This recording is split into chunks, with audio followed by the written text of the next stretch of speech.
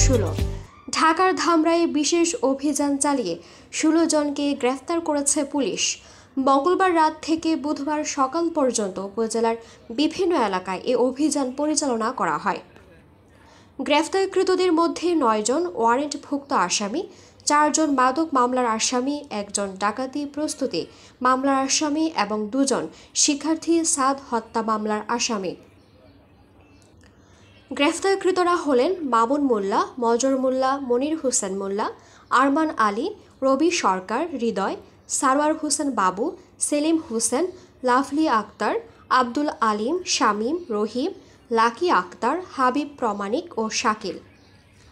এ সময় উদ্ধার করা হয় 36.3 গ্রাম হিরোইন ও 11 পিস ইয়াবা, যার আনুমানিক বাজার মূল্য প্রায় 3,65,000 টাকা।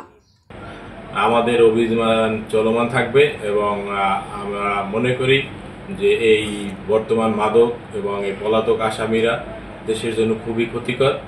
তো তাদেরকে যেভাবেই হোক আইনের আওতায় নিয়ে আসা আমাদের একদম একান্তই চেষ্টা থাকবে, যাতে করে তারা সমাজে কোনো ধরনের ক্ষয়ক্ষতি না করতে পারে। ধন্যবাদ।